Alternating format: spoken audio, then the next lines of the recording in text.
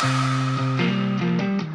guys, welcome back. I know it's been a long time since we posted a video. A lot of that just has to do with the saddles that I've had going on and some different things going on in the shop where I've had to kind of just stay focused and keep some stuff moving out as far as projects and keep everything moving, so I just haven't had the time. I'm still working on the next two videos for the sewing machine series, and so those should be coming out here pretty quick, and some more tips and tricks, and we're going to show some different types of sewing applications in those as well, so keep your eye out for those. So I appreciate y'all's patience. I know y'all have been waiting for another video, so this time we're going to do a project video, and this is going to obviously have a companion pack with it if you want it. There'll be a link in the description for that. If you just want to make one of these are not very hard to make, but we're going to make a woman's clutch purse, clutch wallet. These are clutch wallets here. And so they're just real simple. I've been making these for years. They work really well. And on the inside, it's got a place for a either cash or a checkbook, and then here for credit card. I made two of these in this video, and so there's one. Some of y'all may have seen some of the drawings or something if you follow me on Instagram.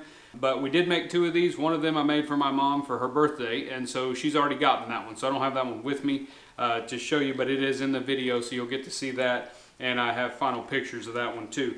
We did some different painting application on that one, and I show a little bit of that in the video. It's fairly simple to make, just not much different than any other wallet, other than it's got this tab here for your snap closure. So it just folds up and then you just snap it shut. I used to sell a bunch of these in the shop, and we still occasionally make a few, but I thought it'd be a great video to kind of go along with possibly our wristlet purse pattern. You know, if you do a wristlet purse, you could do a matching wallet, stuff like that. Like I said, these are just really fun items, especially since we're kind of winding up summer and getting closer to the holiday season in the fall. I know nobody wants to think about Christmas, but if you're in leathercraft or custom making of any kind, you're probably already starting to prepare for your Christmas rush. This would be a great item that you can sell and that people would really enjoy, and you can do a lot with them. You can put initials and brands. There's a lot of room to tool on here. The pattern pack will come with 8 different tooling patterns, and so you'll have a way, and some of the tooling patterns will have space left for like initials or a brand or something of that nature, so check that out. But so in this video, I'm going to walk you through my entire process of making this. We're going to make it from start to finish. We're actually making 2 of them in the video, so don't get confused on that. I tried to separate most of the footage so that you don't get confused as far as having 2 sets of insides or something like that. So let's get started. We're going to make one of these clutch wallets, and we'll see how it goes. Alright, so here's some 5/6 ounce veg tan Herman oak leather, and that's what I'm going to use for the outside of the wallet, or the body. And then this is the part that'll be tooled, and it'll be the outside of the wallet. I'm just tracing that off with a pencil. And so we'll take our razor blade knife, and we're just going to go ahead and cut that out. This is fairly thin stuff, so you can sure use a razor blade knife or an X-Acto knife, something you've got a little bit more control with. And we'll go ahead and cut that out. Now I'm going to prep the backing here. You can sure glue, if you would prefer to glue it with poster board, you can sure do that, but I'm just going to use this blue tape. I've been using blue painter's tape on some of the smaller items for a little while, and it seems to work really well. So we're just going to tape the back of this to prevent any stretch during tooling. I'm going to just trim off any excess. Alright, and so here we've got some 2/3 ounce veg tan leather. This is Herman oak here. I prefer to use the 2/3 ounce for any kind of interiors on wallets and things. It just seems to keep it nice and thin, and so they work well. If you go to 3/4, which you can use, a lot of times it seems just a little bit heavy, and a wallet might not fold as nicely. But we're going to we're going to cut our liners here. Now in this shot here, I am cutting double set because we are making 2 of these wallets. So don't get confused, but I'll show you how many pieces you'll actually need to make one. But we're cutting all the interior pieces right now so that we can have those when we're ready to assemble them.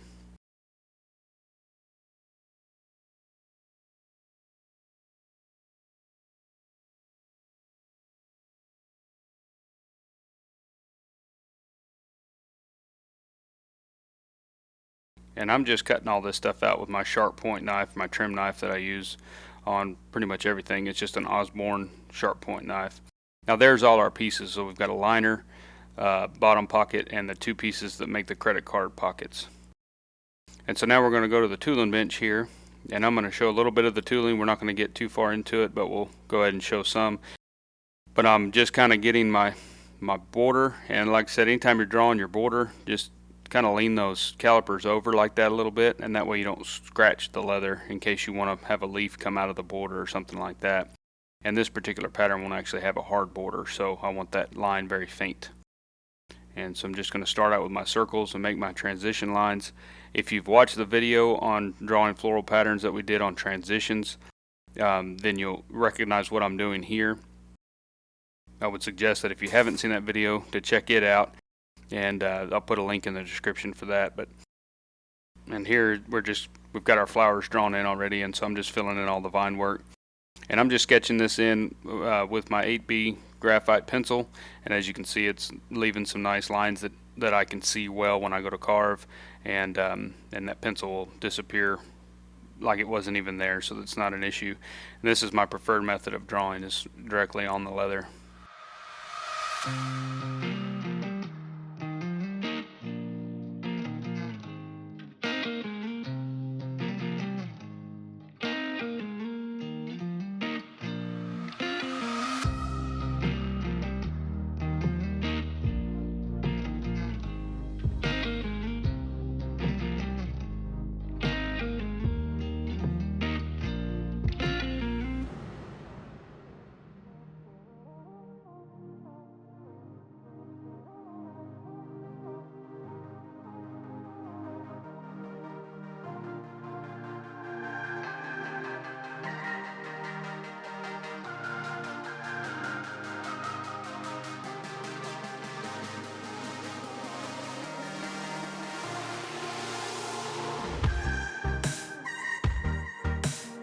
Alright, so now we're at the paint table, and this is the wallet that I did for my mom for her birthday. And so we're going to do a little color on this one. She likes a lot of bright colors and kind of wacky little things, so we're going to go ahead and play with some paint. Now I'm using Angelus paints here, and these paints are really watered down. I've got some water in that little palette, and I'm using very, very thin paint, so I'm just adding enough water to where it gets into more of like a watercolor consistency. And it tends to work really well for applications like this where you're trying to cover a big area, like I'm painting all the vine work and stuff. And it's just it almost strikes in like a dye, and so you get more of a dye application effect. And I really, really enjoy painting this way, and it seems to where the paint stays on better because it actually absorbs into the leather instead of sitting on top. So if you're wanting to try doing some color and adding some color to your work, I would highly suggest getting some Angelus paints or whatever acrylic paints you want to use, and thinning them out really well with some water and putting it on there. So you've got to use a few more coats, but the application is much cleaner, and it doesn't seem to have that effect of just like globs of paint sitting on top of the leather. And you're also able to do some shading and blending. You can kind of blend your transition from color to another color fairly easily. And so I would suggest trying that if you haven't played with a lot of paints. Thinning them out makes it a lot more fun to work with, and seems to have more of a professional look.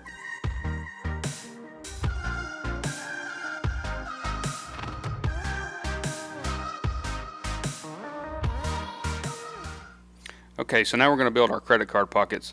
This is a very simple way to do these, and it's just punching some holes along the side. You know, you've got two holes, one on each side for the line, and then you cut in between there.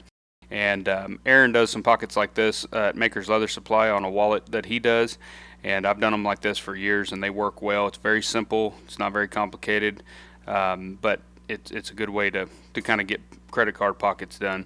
Now here I'm just going to skive the ends of the credit card pockets because they're going to be glued in the liner. We're going to have to stitch over them, so I don't want to bump there. So we're just taking a little bit of that down. You don't have to get too crazy. We're just trying to knock a little bit of that edge off so that when we put those together, they're not too thick. So there's that front piece of the credit card pockets, and so we've just got holes, and we're just going to cut a line in between each hole. The purpose of the hole is just to keep it from ripping all the way through. Anytime you have a straight line cut like that, you always want to have a hole on each end. And so we're just going to cut those. I've got these at an angle. If you've got the pattern pack, then you'll see exactly what I'm doing here, but like I said, it's not very hard. You can kind of just design your own if you want to. And now we're just going to glue these two together. Remember to just glue around the outer edge because we need it open in the middle for credit cards obviously to slide in there. You can get in a hurry sometimes and just start slinging glue and get glue all over it and then figure out that it's useless. And so here We're just going to glue them together. As you can see, there's no glue in the middle, and we're just going to glue that up and then sew that top edge, because this is also going to double as a cash pocket, or just a loose paper pocket or receipts or something like that within the interior of the wallet. And so I'm just going to pound that down so it gets a nice contact. And now I'm just going to take my calipers and scribe me a line. I don't really groove this 2 3-ounce leather or 3/4. It's really hard to get a nice clean groove on that, at least with the groover that I have, so I just use a scribe line. And we're just going to sew this up on my 3115 Singer machine, and this machine's really good for sewing really small thin leather. And we're just going to sew one side, or the top side of the credit card pockets. And I'm going to cut my stitches and trim off any excess and slick all the way around, except for the ends. We don't have to worry about the ends, but the top and the bottom, we're going to go ahead and slick those edges so they look nice. And I'm just going to use my big leather shears here, and just, this leather's so thin, it's easier and cleaner just to go ahead and cut it with scissors. And so I'm just trimming off any excess off of the back.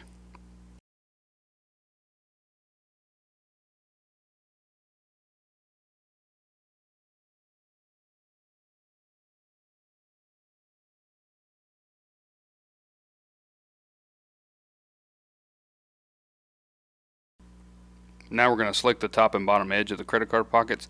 Now I have done a video on slicking edges and kind of my process and what I use, so if you'd like to see that, there's a link in the description for that video as well if you'd like to check that out. But it's just on slicking edges, and so we're not going to show a lot of that here, but there is a video I've done on how to do that. So now we're going to take our pattern. You'll just kind of have to figure it out if you don't have the patterns, but what we want to do here is just find out where those credit card pockets are going to go on the liner, the big liner of this wallet, not the back or the body. So what we're doing here is just marking where that goes, because we need to sew that pocket to the liner before we sew the actual liner to the body of the wallet. And so I'm just marking where those credit card pockets are going to go, and on my pattern I've already got it figured out where it needs to go, but we're going to go ahead and put that on there, make sure it's straight, and then draw us a line. And we're going to glue that in, and then we're going to sew it on the machine. And this little trick here, you've probably seen me do this in another video, but just put glue on the one piece and then just put it where it needs to go and press it down, and that glue's wet, and so it'll transfer to the area on the liner where it needs to go. And that just kind of helps you where you don't have to use a brush and then chance getting glue past your line that you drew and stuff, because all we need it to do is just hold there long enough so we can get it stitched, so it's not that big of an issue. And we'll go ahead and pound that down and make sure it makes good contact, and then we'll take it over to our Singer and go ahead and sew that.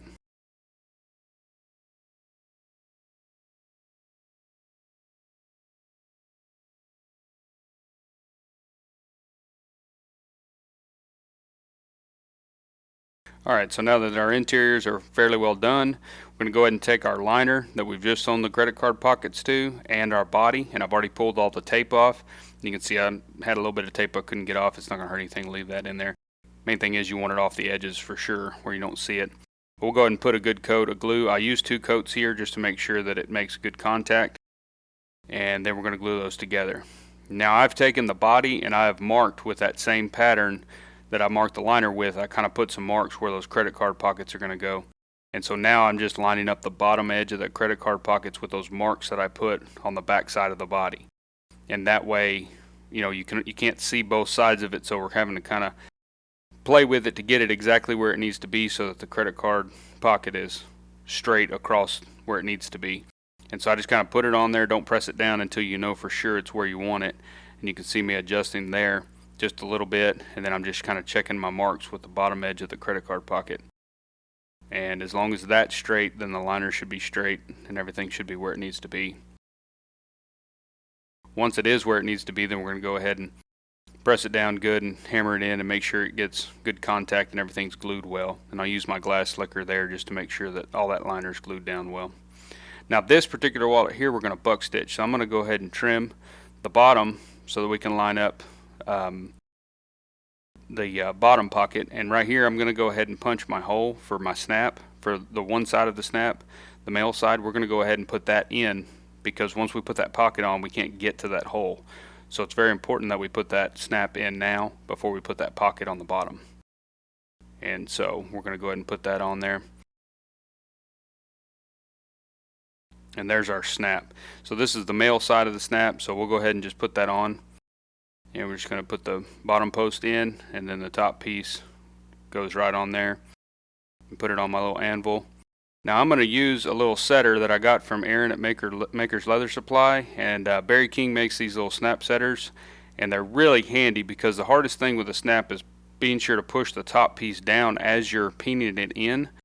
And if it tries to pop up, it won't set correctly, and so that gives you something nice to hold on to kind of push that top piece of the snap down as you're peening the pin in. So and we want to make sure it's tight. A lot of times in snaps, if you don't set them real tight, they'll kind of wiggle. But that's that setter, and he makes one for a couple different size snaps, and so it's been really handy. I really enjoy that snap setter. Now on this other wallet, I'm going to go ahead and show you how I set a snap if you don't have one of those setters, because you don't have to have one. They're just kind of handy to have. They're not real expensive. But you can use just the normal setting tool that comes with a snap setting set.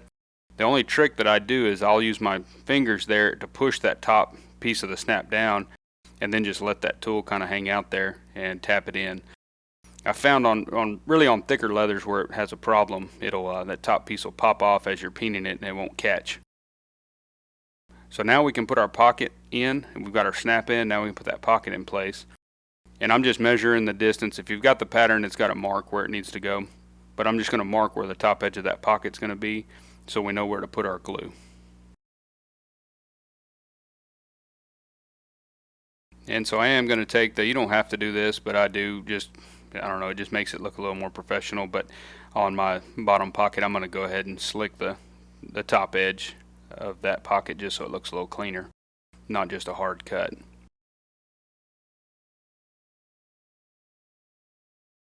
And so now we'll go ahead and put some glue from our mark and all along the bottom. And as you can see, if you forget to put that snap in and then glue this pocket in and stitch it, it would be very hard to set that snap. So that's why we do that before we put the pocket in place. We'll put glue on both sides, and then we'll glue that in place.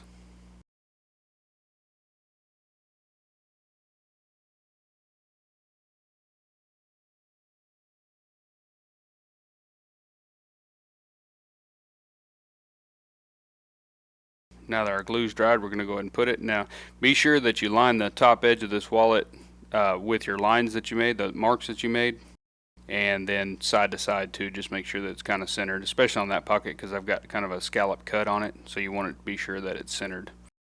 And then we'll tap that in and make sure it makes good contact and that it's glued well, especially on this one. Since this particular wallet we're going to buck stitch, so I'm also going to go ahead and glue down the sides of the pockets.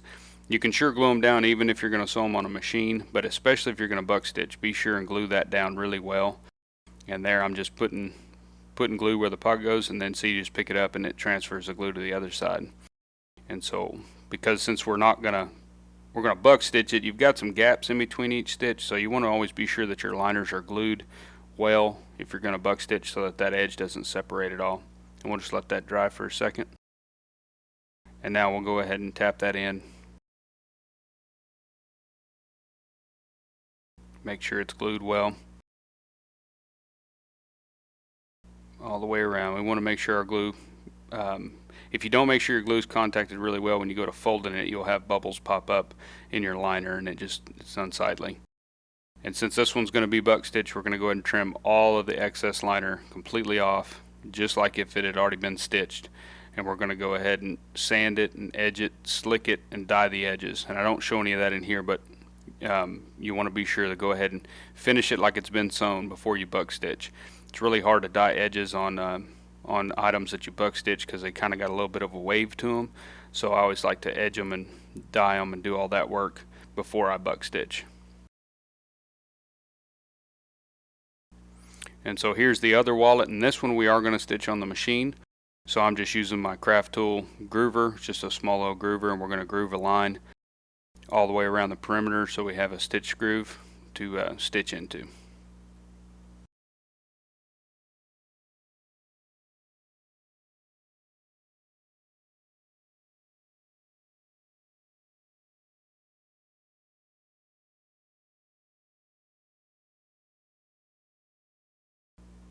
Alright, so here we have our wallet that we're going to buck stitch, and so I'm just going to take my calipers and run a line down the center of the border, and that way we know where we need to go with our chisel to make our slots for buck stitching. And so I just have a piece of leather there just to pound through, and that way I don't go into my marble. And that is just a 3-prong buck stitch chisel. I like to use the ones that are straight. I don't like the angled buck stitch chisels, but you can sure use whichever ones you prefer. I just think a true buck stitch should have a straight chisel and not the angled. It's just, to me, it looks better. It makes a diamond within each stitch instead of just almost like just a running lace. And so we'll go all the way around the wallet with this buck stitch chisel and go ahead and get all our holes made. And now here, to decide how much buck stitch you're going to need for any kind of project, you basically need twice the perimeter of it. So what I always do is just kind of get it and take it around, especially on like a wallet or something. I'll just race it around there and get a basic length on how much lace it would be if you just walked it all the way around, and then I double that. And if you double that, that'll give you more than you need, really, depending on the thickness of the leather. And I usually cut off another 6 inches or so extra just because I don't like to run out. It's wasting material, but I'd rather not run out, so you don't have to splice. And when I buck stitch, so we've already made the holes with a chisel. I don't use buck stitch needles. I just cut an angled point onto my lace, and then I use one of my stitching awls. I've got a little bigger stitching awl, and I just kind of make the hole a little bit bigger with that awl. So I'm not making a new hole or anything. I'm just sticking it in there and watering it out and making it a little bit bigger. And then I just stick the end of the lace through there. This works so much better than fiddling with those little buck stitch needles that always tend to pop off, and they drive me crazy, so I don't ever use them. This way has worked really well for me over the years, and it seems to speed things up just a little bit. And so we'll just buck stitch all the way around, and be sure when you're going through, it's flesh to flesh, so that you've got just the grain side of that buck stitch lace on both sides. So you've got to be real sure that you're coming in the same direction, the proper direction. And that's how I end it. I just tuck it under the previous stitch. I don't know of any better way. If you know of any better way to end a buck stitch, be sure and email me that, because that's the only way I've ever found that will work and last. And it looks a little unsightly in there, but it's just the nature of buck stitch. And as you can see there, we've got a bottom pocket. Snap is already in place. We've got a top pocket behind the credit card slots. And now all we lack is just our snap to close it.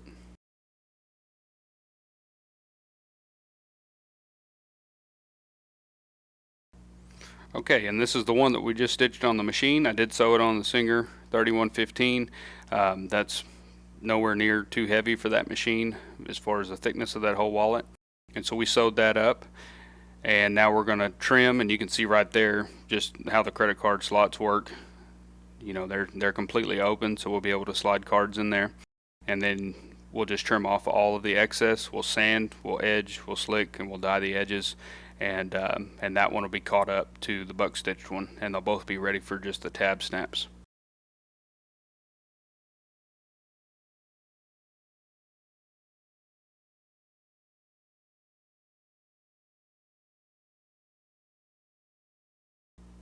And here I'm sanding. I just use it's just a wood block with sandpaper glue. You can either glue the sandpaper to it with a spray adhesive, or that's actually some of the sandpaper off a finisher, so it's kind of heavy, so it's actually nailed to that block. But it gives you a good straight, flat sanding surface while you're sanding smaller items. You can also use a benchtop sander that you can get at Lowe's or something like that, whatever speeds up the process, and just get all your edges nice and sanded. And then I'm edging this with a number 2 Berry King edger, and that's more than enough edger for that thickness of leather, which is 5/6 and 3/4 together. And then we'll go ahead and slick that. Again, if you want to see my slicking process, we did do a video on that as well, and there'll be a link down below. And once those edges dry, then we'll go ahead and dye them, and it'll be ready for snap.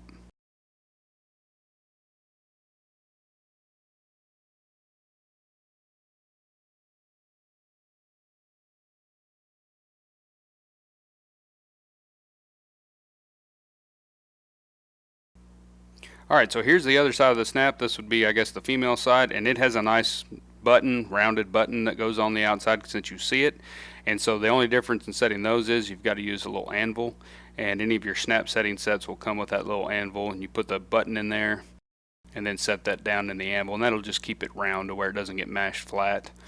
And we'll put the other side on. Now that snap setter from Maker's Leather Supply, now it's got it on the other side, the female inside snap piece will fit in there, and so you can set both sides of the snap obviously with that setter, and it works exactly the same way, and we're going to set them both the same way. And you can see how much easier that snap setter is to set those instead of trying to hold that snap piece in with your fingers and the tool. It's just so much easier, and it ensures that that little driver is going down right where it needs to go. And on this one I'll set it the way I used to set them before I had that setter, which is just with the original tool. And here again I'm using my fingers at the bottom to hold that top piece in place as I peen down the stem of that snap. And you want to be sure that these are tight. Like I said, if they wiggle around, they're liable to come off.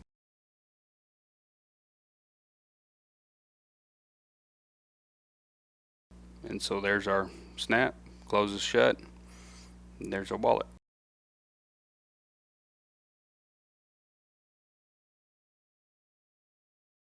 Alright guys, so that's our clutch wallet. I hope you enjoyed the video. Like I said, they're not very hard. They're really easy to make. Now, the machine that I was using in here, like I mentioned before, I'm sewing that on my Singer 3115, which is basically a boot top machine. A lot of your boot makers will use that to sew their boot tops. I use that machine for basically all of my small items. I even sew my belts on it. I wouldn't suggest that. That machine is not designed to sew that thick of leather like on belts and stuff. For these wallets, it's perfect. And so we'll get into that in the next sewing machine video, as far as talking about size and stuff. But that machine, a belt leather, if you're using 9, 10, and 3/4, is a little bit heavy for that. And so, but I've been using it. I've already burned one head up. I've got 2 heads, so I can keep one. If it needs to be repaired, I've got a replacement. And the first one is actually kind of got some issues with it now. This one though, fingers crossed, has been okay for a while. But I would definitely suggest kind of looking into a newer flatbed machine, a little heavier duty machine if you're going to sew that. But for stuff like this, any kind of small little machine will sew fine. As you saw on the one I made for my mom, I actually buck stitched it. So if you don't have a sewing machine or don't want to hand stitch these, buck stitching is a great option. Buck stitching always has a bad thought about it with a lot of people because it takes so long, you know, to buck stitch a belt and stuff like that. But if you're hand sewing versus buck stitching's faster, believe it or not. So you can versus hand sewing one of these, buck stitches is always a great option, and it looks really good.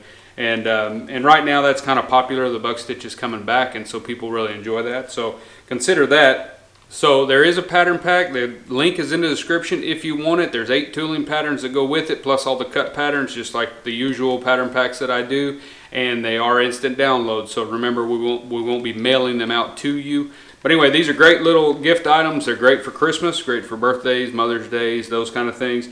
And they're a little bit bigger and more tooling space, so it really gives you an opportunity to practice tooling and work on some really neat patterns and different designs and stuff like that. So I appreciate y'all watching. I hope you enjoyed the video. I hope you give one of these a try.